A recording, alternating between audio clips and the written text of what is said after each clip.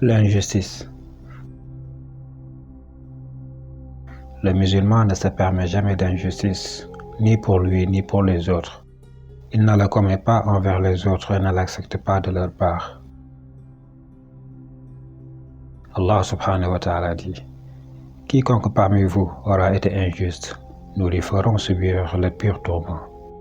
Dans un hadith à thème divin, Dieu dit: humain, je me suis interdit d'être injuste, je vous l'interdis de même. Ne commettez pas d'injustice les uns envers les autres. Méfiez-vous de l'injustice et les noirceurs le jour de la résurrection. Le Coran et la Sunna interdisent expressément 3 formes d'injustice. L'injustice envers Dieu. Elle consiste à la méconnaître ou à lui adjoindre un associé auquel on adresse des prières. Le polythéisme est la pire iniquité qui soit. L'injustice envers les humains et les autres créatures. Elle consiste à porter atteinte sans juste raison à leur dignité, à leur corps et à leurs biens. Le prophète sallallahu alayhi wa sallam dit: celui qui a commis une injustice envers son frère, en portant atteinte à son honneur ou autre, qu'il lui demande pardon aujourd'hui avant qu'il n'existe plus ni pièce d'or ni pièce d'argent. S'il dispose de bonnes actions, on lui en prendra proportionnellement à son injustice.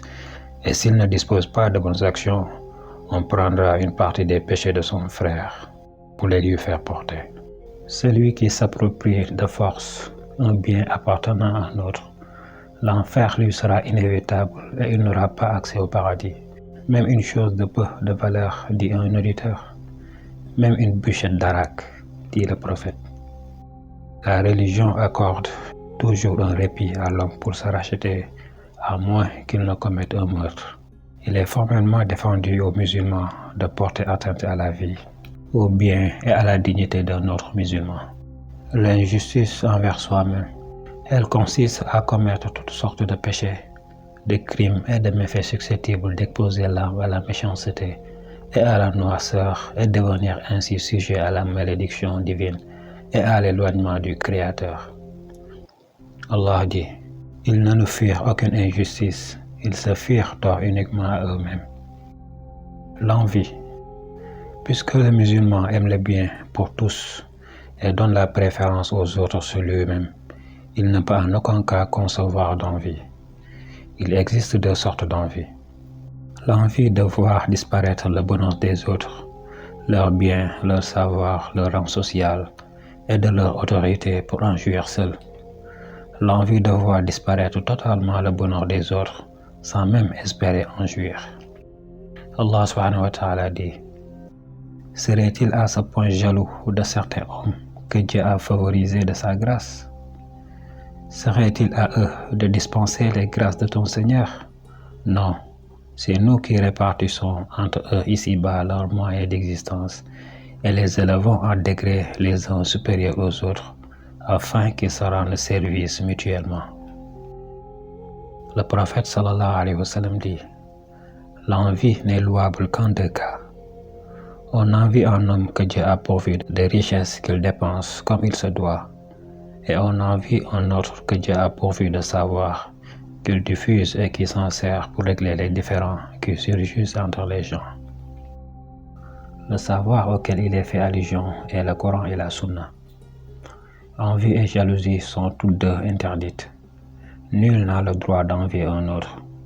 Serait-il jaloux, dit le Coran, de certains hommes que Dieu a favorisés? Allah subhanahu wa ta'ala dit: beaucoup de gens de livres, envieux qu'ils sont, voudraient vous ramener à l'impiété, après s'être rendus compte eux-mêmes de la vraie foi et l'avoir reconnue pour telle. Je cherche protection auprès du Seigneur de l'aube naissante, contre la méchanceté de l'envieux quand il envie. Le fait de décrire ce trait de caractère prouve son interdiction. Le prophète alayhi salatu wa salam dit: ne vous haïssez pas, ne vous enviez pas, ne vous détournez pas les uns des autres, ne rompez pas vos relations, soyez frères. Il n'est pas permis aux musulmans de s'abstenir de parler à un autre musulman au-delà de 3 jours. Méfiez-vous de l'envie, car elle dévore les bonnes œuvres, comme le feu dévore le bois ou l'herbe.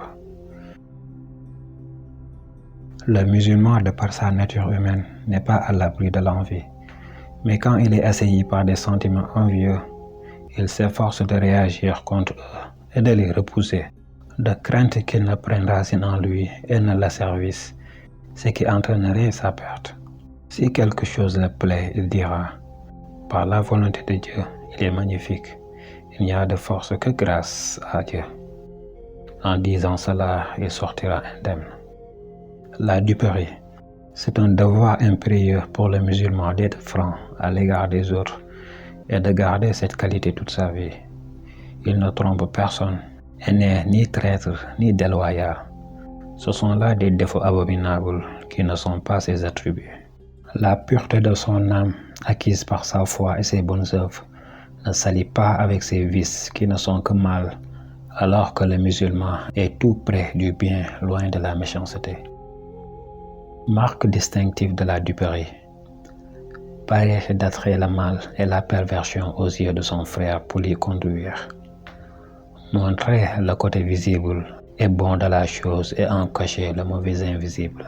Afficher le contraire de ce qu'il pense et voiler ses desseins pour le tromper. Endommager intentionnellement le bien de son frère. Séduire sa femme, soudoyer ses enfants, son domestique ou ses amis par la calomnie et la médisance. Faire promesse de protéger la vie et le bien de quelqu'un ou de garder son secret puis trahir l'engagement pris. Le musulman, en évitant la supercherie et la trahison, ne fait que se soumettre à Dieu et aux recommandations de son prophète qui les défendent formellement. Dieu les interdit en ces termes. Ceux qui, sans motif avéré, offensent les croyants et les croyantes, commettent de ce fait une infamie et se chargent d'un grave péché. Quiconque se parjure se fera à tort à lui-même. Celui qui demeure fidèle à son pacte, Dieu l'en rétribuera immensément. Le prophète sallallahu alayhi wa sallam dit « Il ne peut prétendre être des nôtres celui qui soudoie la femme ou le domestique d'un autre. » 4 qualités caractérisent le parfait hypocrite. Quiconque a une de ces qualités garde une marque d'hypocrisie jusqu'à ce qu'il s'en débarrasse, à savoir, il trompe la confiance mise en lui. Il ment quand il parle. Il n'observe pas la foi jurée. Il est obscène quand il est en litige avec quelqu'un. Passant devant un sac de céréales, le prophète y introduisit la main. Il sentit de l'humidité. « Qu'est-ce que cela ?» demanda-t-il au marchand. « La pluie l'a mouillé, dit l'homme. « Pourquoi ne l'as-tu pas mis au-dessus pour qu'on le voie ?» dit le prophète. « Quiconque nous trompe n'est pas des nôtres. »